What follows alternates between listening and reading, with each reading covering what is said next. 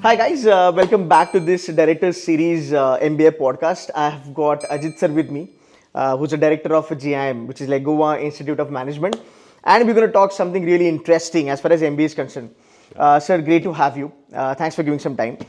Sir, I speak to a lot of students, and then they say that recently Nikhil Kamath, who is the founder of Zerodha, made a comment saying that if you do your MBA when you are 24, 25, then you are like an idiot or something like that. He passed that comment. And recently we have seen that a lot of people are saying that, okay, MBA mein kuch raha nahi, skip the college, etc., etc., etc. You being the director of this institution, maybe an academician also, you've trained so many kids over a period of time. What's your take on this new narrative or this new funda that we keep listening all the time in the market, sir? See, you'll always have somebody who's going to say something that is unconventional, Right. And it's going to get a lot of views. A lot of people are going to talk about it. Happens all the time. Right. This is what the flavor of the season right now is. Right. And I know a long time back, people also, cited a lot a people. Bill Gates, Steve Jobs, Right. the who's who. Right. Who dropped out of college, and therefore, they said that these people should drop, you should drop out of college. College doesn't make any sense at all, because the people who founded these mega large organizations, right, they didn't go to college. Yeah, but understand that these are exceptions. Right. Right? And Albert Einstein went to college and went to university and did research and did all of that, but in school was not a bright kid as such in terms of academic performance. But that's an Albert Einstein. Right. He's not an average Joe. And therefore, I think that's an important thing to understand, that while these comments might be applicable to someone who might be super talented, that you don't need to go and, stuff like that, I can clearly see there's a lot of transformation that happens. Now, let me just take an example, right? You look at students who come from undergraduate, and the brightest students will come from some of the best undergraduate programs. The undergraduate programs are very, very good in doing certain things to our kids, and they're not so good in terms of certain other things. One of them is being holistic. True that. I'll pick up a couple of examples, and I'll pick up a couple of examples of some of the alums who've come here. People who worked for a couple of years and then came in. Right? So I won't name, I don't want to take names of people. Let me just take, there's a chap who came in, structural engineer, working for a firm, and came and did an MBA. So that's one. I'll tell you what happened to him afterwards, right? Yep. So he currently heads a 53,000 crore reality business in India, right? He's a chief executive there.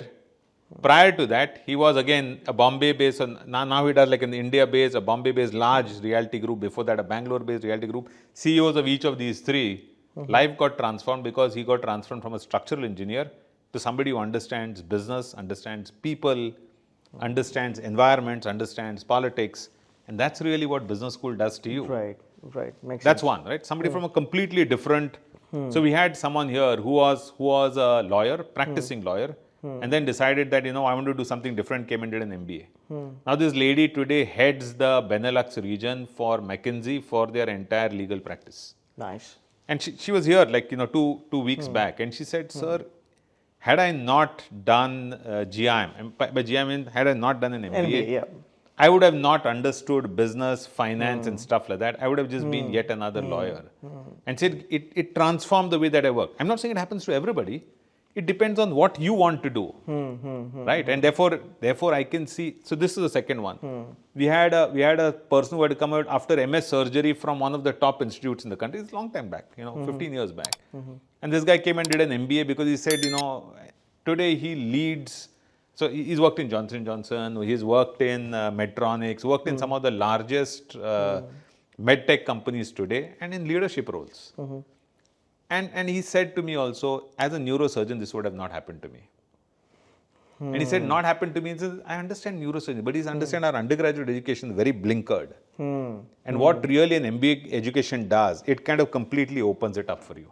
True that. Broadens your horizon, perspective, completely new way of looking at things. And Absolutely. And the one thing that I keep telling at induction when students come in, our undergraduate education, especially professional undergraduate education, for every question, there's one answer.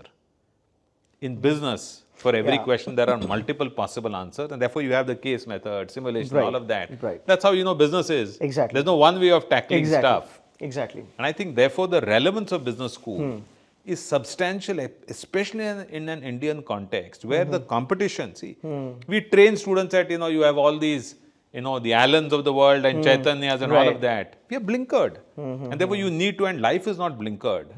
When you're making, and it's not about only business, it's about everything in life, you want to make relationships, you want to build a life together with somebody else. Right. You want to build friendships. All of that requires you to be a holistic person. And that's what B School does to you. Fantastic. Great example, sir. But then, couple of things, right? Not everybody would take MBA, from that lens or that perspective. Absolutely. Right? And मुझे लगता है ना कि कहीं ना कहीं वो dilute हो जाती है MBA की फिर value. So as a director और maybe as a mentor, what would be your advice for students कि आपको MBA इस डायरेक्शन में लेना चाहिए so that you can reap benefits out of it eventually? Sure, absolutely. So first thing I'll say is, I agree that MBA is not for everybody. True that. It's not that everyone, saying that, I don't know what to do, MBA to kar lete hain because I'll get a better job. That's not what it is. See, for MBA, it will be very clear there are certain things that you have to accept is going to be a part of life. Exactly. One thing of being part of life is going to be, see, if you're one of those guys who have a very strong technical kida in you, right? You want to solve technical problems. That's what you should do. Exactly. That's what you should do. MBA is not narrow. MBA is broad. And therefore, if you think that, being too narrow is not really what's working for me. I want to be broader so I can see life in, the big picture. That's one. The second thing is MBA has to be with people who are looking at in the longer term. I'm going to impact a lot of people. I like working with other people. I like working with analysis. I like working with money. If that's not what really motivates you, if you are one of the person who says, I like working alone, I can't work with other people, not for you, then MBA is not for you. The other thing in MBA is about ambition. So MBA is about learning. So, when students come, I tell them, if after finishing your MBA program, if you want a job in your home city, living close to home, doing things you've done all your life, cushy, easy, don't come here. True that. Don't come here. You should be a person who's looking at, I want to do different things. I want to go to markets that I don't understand. Right. I want to be able to, because when you're in, MBA is basically training you for leadership positions. Leadership is about diversity. Leadership is about challenge. Leadership is about risk. If you had no risk, you don't need leaders. True that. Right. And therefore, I think that's an important part. If you're saying, if you don't want to get into the unfamiliar, you don't want challenges, you don't want newness, you want to be tried, tested. Ghar ka jo khana hai, that's all I'm going to do all my life and I'm comfortable. There's nothing wrong in it. There's no value judgment on it. But that's really what you're looking at. If you are looking at saying that I want to get into newer territory, I want to bring in innovation, I want to bring about change, I want to do large problem solving, I want to take things and kind of turn them upside down and kind of completely innovate. That's really where I see, that's the right kind of person who should go to business school. So I'll just add one question to this. It just popped up in my mind. जब student से बात होती है ना, एक pressure हमें always दिखता है कि उनके ऊपर होता है that what about my ROI? And that's what मुझे लगता है कहीं ना कहीं MBA, see all said and done sir, हमें भी पता है कि that MBA at the end of the day is all about getting placements, packages, ROI, calculation, EMI, etc. तो ये जो उनका भी एक कंसेप्ट बन चुका है that it's all about placement, उसमें कहीं ना कहीं ये सब रह जाता है.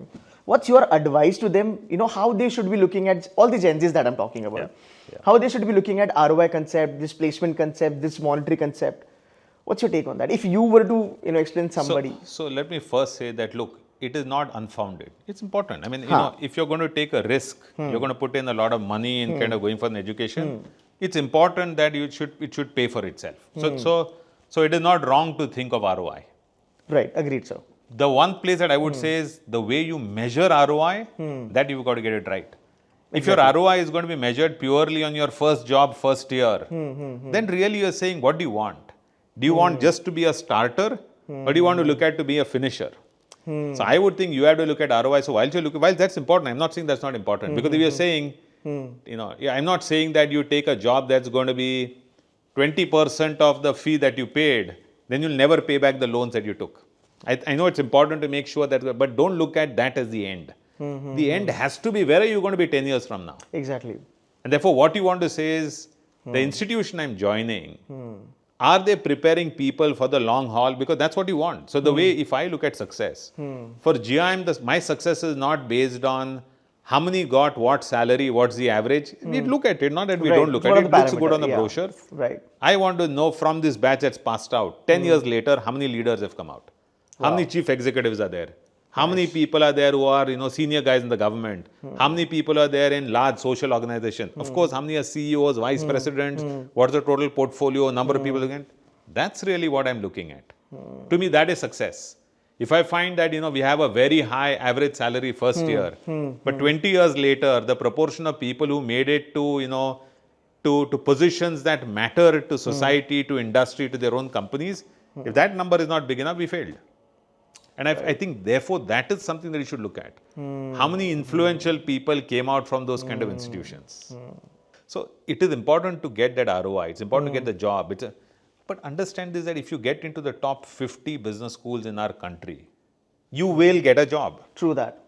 You will get a job. And you will get a job. I mean, let's say worst case, the absolute worst case is you might be one of those 3-4 people who didn't get it on your campus. You will get in 3 months off campus. But I understand when you're in that position, you know how students fret. They think, "Arey, kya hoga, jobs, ye liya."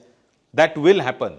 Now, if you've paid 25 lakh rupees and all that you're looking at is the job, it's too much of money that you spend. Because understand, 25 lakhs plus 2 years, 2 years of your life is valued more than 25 lakhs in my opinion. You're saying if you have spent 50 lakh rupees worth and you just got a job at the end and you didn't get stuff that is going to take you the longer haul, I think it's a raw deal that you got. So it is important that you have to look at what's the value add, how much of transformation. True. See, because for many of the students, unlike when you go to other masters, in other masters, you do MTech, you do MPharm, you do MSc. None of these are terminal masters, unfortunately, in India. Agreed. After that, you have to do a PhD, other than no point in a master. Right. Chalte rehta hai fir wo. MBA is one of those masters which is generally terminal because you're looking at it for a practice and not. Some MBAs will go and do a PhD. Not even 2-3% of them will do that. True that. And therefore, it's important in this master that you're looking at. How much is going to let you go, how far, what transformation. If you don't get that transformation at this time, it's difficult to get it later. Makes sense. So I'm just going to take this question, answer of yours of this transformation thing little ahead. Yeah. And I'm going to ask you this straight up. Please don't mind. But whenever I interact with students, see, I know GIM has been doing fantastically good. There is no doubt about it. I have been interacting with people since 2008. But as student, they ask me, okay, GIM is one of the best institution, agreed. But then you also have IIMs. You also have other private institutions.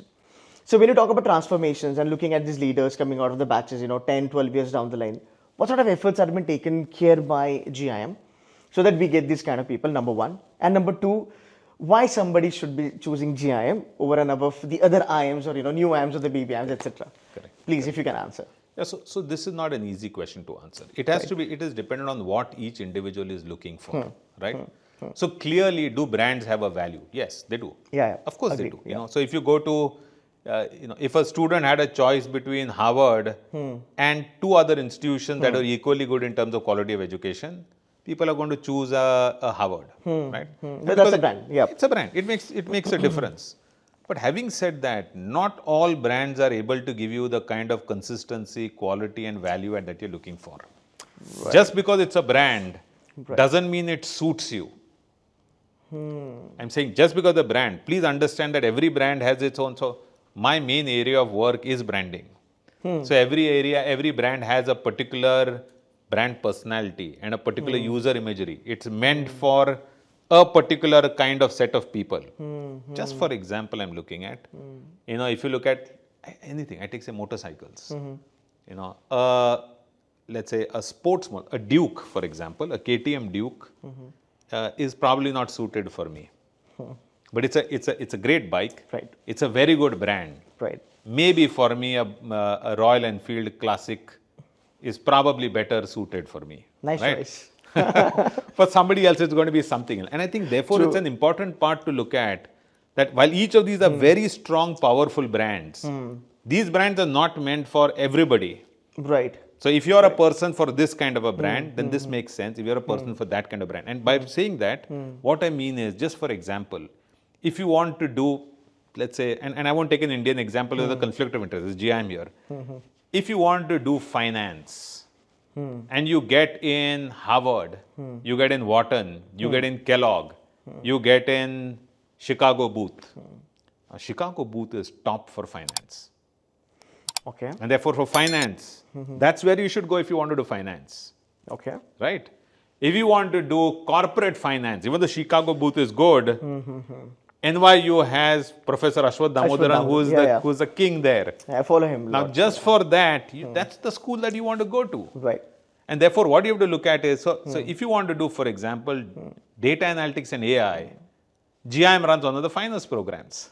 If you want to do healthcare, GIM runs the finance program in the country. Your healthcare is doing really good, by the way. So I'm saying, therefore, you want to do marketing. 65% of our students get into marketing, 30%, 35%, maybe more than that gets into finance. Okay. If there are particular companies you want to get into, so let's say finance, here in GIM, all the finance guys come here. So, Wells Fargo comes, Barclays comes, Citi comes, who else? HSBC comes in, all the banks come in. So I'm saying, you have to be clear about what is it that you're looking for and what's the optimum brand for that particular, brand value, education, all of that. That's a combination you have to look at. That's what I would think. And therefore, I wouldn't rate every IIM exactly the same. I don't want to name, but there are IIMs where, there's no way I'm going to send my children to some of those IIMs. And I would give an arm and leg and a kidney to send my kids to some other IIMs that, I rate as very, very well, and I think that's what it is. Don't just blindly go. Look Just at because it. it's a tag. Look at it, whether it's the KTM or whether it's a Pulsar or whether it's whatever else, and then see whether that's what suits you. Got it. Thank you so much for answering that, sir. So next question, and this is one of the most important, I would say. Lot of youngsters feel that the AI is going to eat up their job. So how are you dealing with this in the MBA program? Introducing any sort of modules or anything like that? Yeah. So the bad news is that, is AI going to be eating up jobs? And the answer is yes. The good news, is it going to be eating up the jobs of youngsters? And the answer is no. I mean, come on. I just had a chat today with some senior managers. We were doing some executive education. I was telling them that, look, AI is not going to eat youngsters' jobs. They're going to eat your jobs. Always understand that technology comes easiest to the young. Right. So they're going to adapt really fast. Spot on. Yeah. Even if they are not trained for it at all, that's what it is. You will naturally take to that technology. All of us, at that age, I did it. Now I'm not the one. So what is going to happen is the people who are going to be older, their jobs are going to go in a jiffy like that.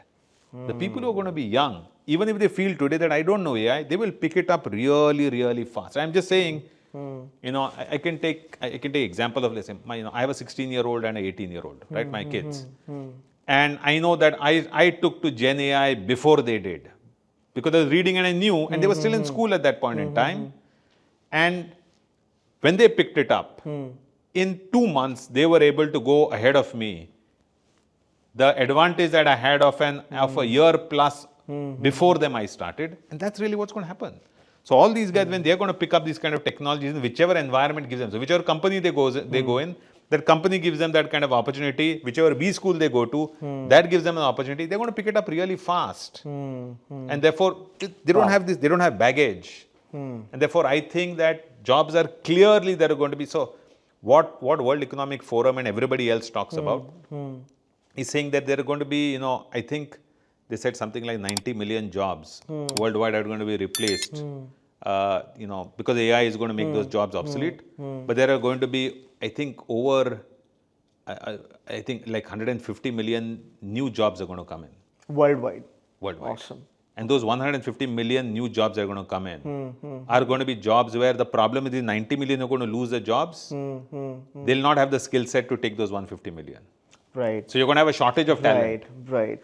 So that shortage of talent, the younger you are, and by younger I don't mean just by age. Right. Age is one. Skill set. But your ability to be open, to try out new things, to learn stuff and all of that, if you're going to do that, then you'll find that, so I feel that the number of opportunities are going to go up for young people. They're definitely coming down for older people. New perspective. Yeah. And finally, some positivity around AI. Last question for the day, sir. Under your leadership, the brand has done fantastically good. It's reaching to heights, 32 lakhs, highest package, average 15. Good numbers, sir. Yeah. Met a lot of students on the campus. People are really happy. That's my feedback to you. But now, where do we see ourselves or JM as a brand for the next 5 years or 10 years down the line? From a student's perspective, what we would love to understand that, where JM stands today as a brand value. Where can I see this brand value after 10 years down the line? Number one. Number two, what sort of new companies we are getting on board? Like some international placements, some international companies, sort of collaboration, sort of emergent programs, This is what I would love to understand from you, sir. So more than emergent program placement, I'll take that. To me, that's more transactional. Right. I'll tell you about what we are doing to existing things and programs, right? Okay. I think, it's a really exciting time right now that technology is playing in the way the education is, right? And I'll tell you 2-3 quick things that we are doing. We are the first business school in India to introduce AR/VR cases. So INSEAD is the only institution right now that has a case collection. It's a small case collection. There are just barely 30 cases right now. They're crazily expensive. But we are the first school in India to bring those cases. So what happens as part of the case? That when the case study is going on for 5, 6, 7, 10, 15 minutes in the class, we have these Pico 3 headsets, 65 of them for a classroom. Wow. Students just put those on and you go in that environment. Super. So if you're doing a case on, let's say, retailing, anything, let's just say retailing on one of the malls, you are in the mall. Wow. And it's not a video, 3D. So you turn around, you can see something else. You're looking there, you can see actual products and stuff like that. Wow. And then you come back, and this can it's dynamic. So what can happen? You could get into a in a recruitment selection elective. You could enter into an interview and sit in the interview where 2 people are talking, and you're sitting there with them. And you do that for 5-10 minutes, and you come back in the class, you have a conversation. So that's one. Wow. In parallel, we are one of the first ones again to bring AI cases. So unfortunately, we've not developed them ourselves as yet. So it's a case where what you're doing is the case, case studies that are in the classroom. Here there's a case study you're working with AI alongside that's interactive and it's personal for you. Wow. So you're able to kind of, do individual interaction with AI, and then you bring back that into a classroom. Superb. So what we realize is that today, with attention spans changing, with technology coming in, experiential is becoming extremely important. Yes, sir. So we are doing Agreed. 2 parts of it. So this is experiential using technology, and we have other things. So like we have a neuromarketing lab. So you have eye tracking, skin conductance, and all of that. So there's a course on that where students, what they're doing is they're using this technology to say, earlier on all of this was saying, suppose where are viewers looking at the video? Are they looking at our faces? Are they looking at something in the background? Are they concentrating on that lamp there? Now earlier on we would make a hypothesis about it. Here through eye tracking you can see exactly what they're doing at what particular point in time. Superb. And that's something that now students are doing. So one is tech, the other thing is non-tech. So we have courses so there's a leadership in action where students are going in the Himalayas and doing a leadership trek with faculty going along with them. There are students who are, who go with this company called Soul Traveling here, where what they do is they're understanding tourism management, they're living it. They're kind of going on the whole kind of trail, understanding the trail, doing an analysis, bringing it back. So we are doing both real world, a large amount of immersions happening, and due to which there's everything. There's international immersion where at 5 different countries students go for some time. So we think that experiential part is extremely important. That weaves in with then what happens with the technology experience. And that I think is the exciting part that I think you're seeing at GIM. And I can't think of any other school that kind of is doing this right now. This is really amazing. They will do it a year Eventually. or 2 later. Yeah, this is really cool, sir. Sir, for this immersion program and all that, any sort of scholarships are given or for MBA program here on the campus? So we do. So we do both for the MBA program as well as for the immersion program. Okay. So immersion, I think this year, out of the students who are going, I think there are like 60% of the students who have a sponsorship to the extent That's a big number. Yeah, 60%. So it would vary. It would vary based on performance. It would vary between, I think, 75% of the cost coverage for the immersion to, I think, like 40% cost coverage for. Okay. Yeah. Okay. Now, sir, the CAT result is about to get announced very soon. And my request would be don't increase your cutoffs because CAT was horrible this year. And I'm sure that somebody's going to get happy, somebody's not going to be that happy after looking at their CAT results, and youngsters, they feel like that's the end of the life, etc., etc. Sure. What's your piece of advice to them? Yeah, so let me just say it's not end of life for you, right? Now, while we start with the first question on what Kamath said about about MBA, I must say, I think one thing that I will take from that is, look, whether you do an MBA or you don't do an MBA, life is there for you. If you're talented, you are going to do well. Absolutely. That's the first part. Yep. The second thing is, if you go to a great business school, you're 2 steps ahead maybe. But the top students in any of the top 50, 60 business schools are top. Yep. So if you take the top student in let's say, an institution that is ranked 20 ranks below GIM, the top student there is going to be better than our average student. My top student is going to be clearly better than the average student at an IIM Ahmedabad or in an ISB or something like that, right? Absolutely. And I think therefore that's an important part. It's in your hands. If you want to, if you think that getting in the business school is that's it, you made it, no, then you're going to go, a very short distance. True that. Yeah. Very well said, sir. I can connect with you on that front. And thank you so very much for giving some time. I'm really feeling good after having talking to you. And guys, for this, whatever time that sir has spent with us, make sure that you like this video and share with your friends. Thank you so much, sir. Welcome. Thank you. Welcome.